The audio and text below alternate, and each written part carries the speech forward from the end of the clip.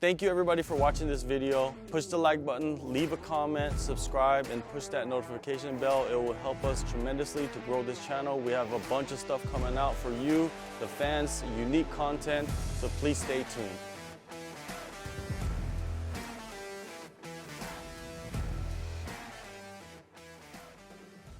My name is Stafford Swainston. I'm 8-2 as an amateur, fighting out of AVT in Leeds back in England.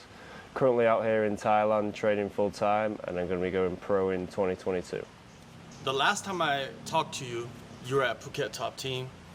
You're not with them anymore. Can you give us the story of how that happened? So I left Phuket top team originally due to the fact that Eric Uresk, my coach at the time, was leaving. So he set me up with connections in America, and that's when I went off to there. Now, fast forwarding 2-3 years back to now, I'm in Thailand. I was looking for the best gym that I could train at, really, where I would benefit the most. And Tiger was the one for me at the time. John Boy's here, great coach, so I came here to work with him. And yeah, that's the reason I'm at Phuket top team now. Since, when was that? That was what, 2018, 2019? Maybe 2018, 2019, yeah, right? 2019. So since then, how much have you competed? So 2019, I think I had 3 fights. I had 1 in Australia, 1 in Thailand, and I had 1 in England when I went back. 2020, I only had 1 fight due to COVID, so that was in March, and then I didn't fight for 18 months. And then in 2021, I had 1 fight in April, and then just before coming out here, I had 3 fights in 2 months. Were you here when COVID hit? No. Oh, you were back in the UK? UK? So I went back to the UK in the end of 2019, and I've been in the UK from then till October 2021. So I came out to Thailand a month ago.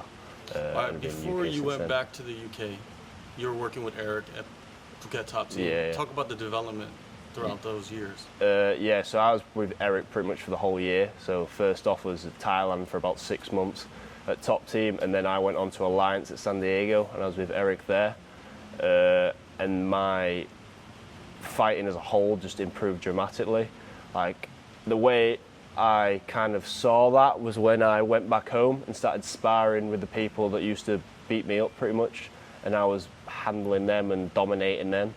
At the time, I didn't feel like I was improving loads, but when I went back home, I realised how much I'd leaped up in competition, and I was there to compete with the best in the country there. But yeah, that whole year, I changed my game, which I came from Muay Thai originally, and just worked on my wrestling mainly and my footwork, just to be more adaptive for MMA, because my style wasn't really an MMA style, it was more all the separate disciplines together, so I was training them all separately, not as MMA as a whole. So working with Eric, he put it all together for me, and training with the pros for the whole year, pretty much when I came back, I was at a totally different level from what I left. I was like a completely different fighter. How difficult was that? Changing your stance, positioning, all that stuff? Mentally, it can be quite difficult, because I had a rule of thumb when I was away that I'd have to go for a takedown every single round, just because for wrestling, I was not comfortable wrestling whatsoever. So when I was sparring MMA, no matter who I was sparring with, I had to go for at least 1 takedown a round, even if they were a wrestler. And a top level guy, I still had to go for it. And yeah, for the first 6 months, I probably got crushed on pretty much every single takedown. But after that, it started like gelling together like better. And then when I went over to America, I was taking people down that are in Bellator, UFC, and that was what boosted my confidence. But it's just going out there in the first 6 months, doing stuff that isn't comfortable, because that's where I'm going to improve the most. If I just stuck to my striking game, yeah, my striking might have improved, but my wrestling would have been awful still. So concentrating on that really helped improve that. Yeah, it's easy to come to Thailand and just focus on your striking, right? Because it's the land of Muay Thai. Yeah. It's pretty wild that you came here and improved your wrestling and your grappling. Yes, I've been in Thailand twice. The first time I came here, I literally just did Muay Thai. The second time is when I met Eric and I worked on my MMA. And the time I was here for 6 months, I didn't really do any Thai whatsoever. I probably did striking maybe twice a week or something like that, just a bit of boxing, but yeah, mainly it was just grappling that I was heavily focused on, which is a bit strange for some people to think you've come to Thailand and just done grappling, but because Eric brought in quite a lot of Russians, quite a lot of Americans, there was a lot of good guys to wrestle with, which helped me improve my game. Definitely. And you mentioned when you went back to the UK and started sparring your old teammates, you were doing much better than you did before you left. What were their reactions to that? More just like this. When I originally went away, I trained at York. So when I came back, I couldn't train at York anymore because there was no more any MMA guys. So I was the only one. So which is when I moved to Leeds in AVT. And I'd been there a few times before, sparred with them. And when I came back, they realised just how much I improved. The first thing they all said is like, what have you been doing the past year? Like you've improved loads. Like before, they knew I'd just strike and I wouldn't try and take them down. Whereas like now I could mix up the whole game of MMA and mix it all together. But they were just pretty much shocked of how much I improved and just seeing how much work I've put in and improvements I've made. Yeah, you're part of the next generation of UK fighters, and it seems like this generation, your generation, is focused on kind of more of an all-around game or all-around skill set compared to past generations. More of not so much wrestling, right? So Yeah. What do you think of the wrestling right now in the UK? A lot of guys are going out and learning and coming back and teaching people, right? Wrestling in the UK, it's mixed. You get some good high-level guys, and then you get some that aren't as good.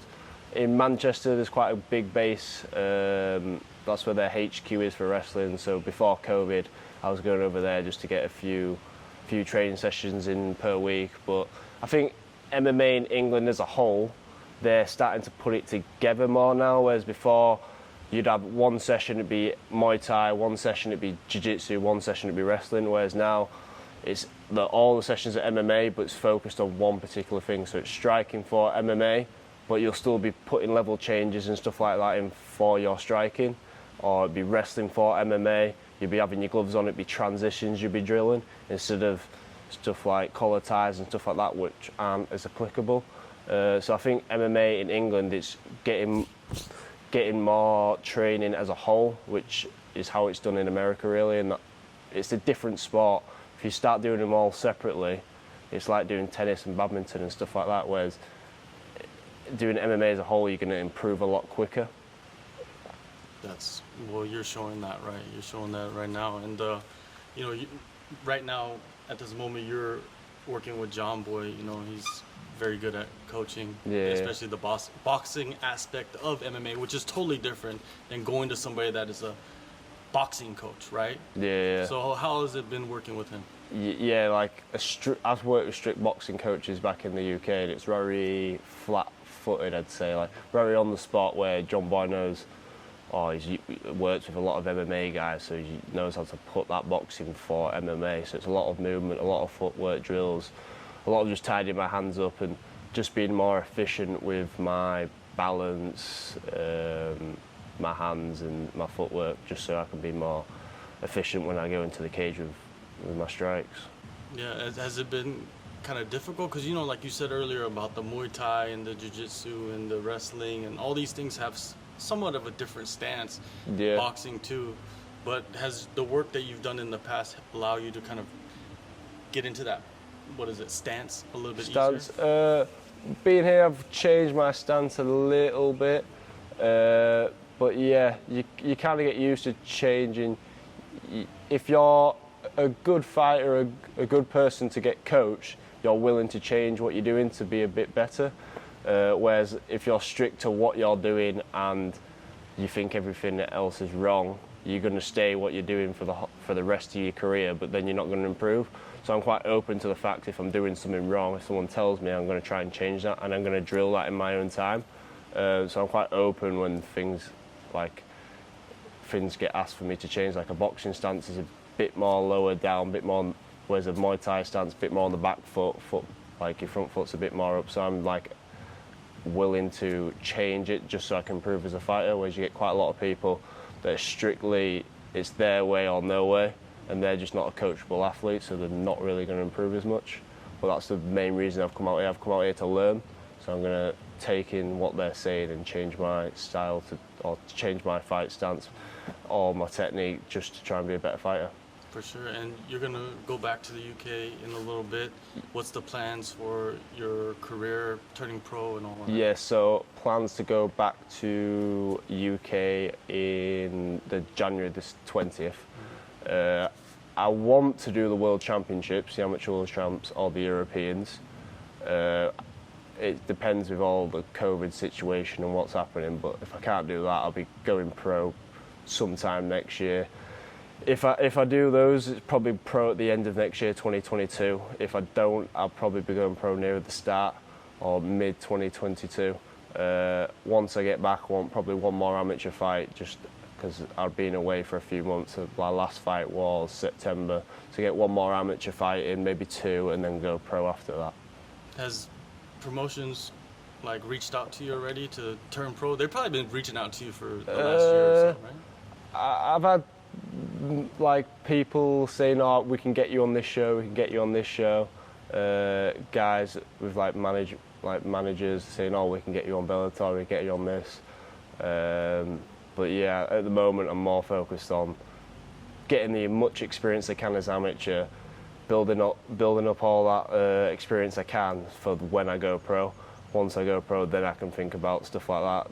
I just want to train and live in the moment of what I'm doing now and not jump the gun too early. Obviously, I'm still quite young, so I don't want to be trying to go in those big shows too early. I want to get all that experience that I need and what I want before I start going to the big ones. Do you look at certain fighters that have turned pro too fast and it kind of ruined their career? Yeah, sometimes you get quite a few young fighters who'll turn pro too fast, get hard fights, and they're 3-2, 3-3.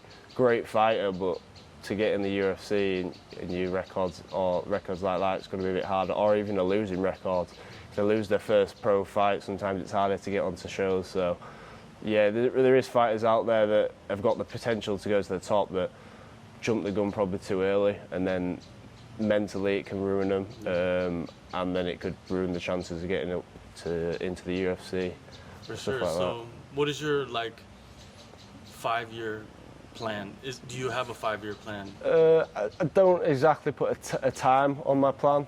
I just have goals of what I want to do. So I want to get in UFC. I want to get UFC gold.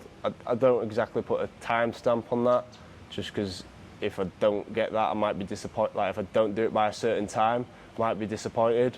Or it's quite a lot of knowing the right people at the right time, I believe. If you're a good enough fighter, it's just having the connections to get you there. So yeah, I don't exactly have a timestamp on it. I've just got, by the end of my career, that's something that I want to have done. Oh, for sure. Especially when you see a guy like Glover Teixeira win the UFC title at the age of 42. You can't put a time stamp. Yeah, exactly. You never know when it's going to happen. Like you said, the opportunities, you never know when it's going to come. I'm pretty sure it's going to come for you, man, in the next year or so. So good luck on your journey. Thank you.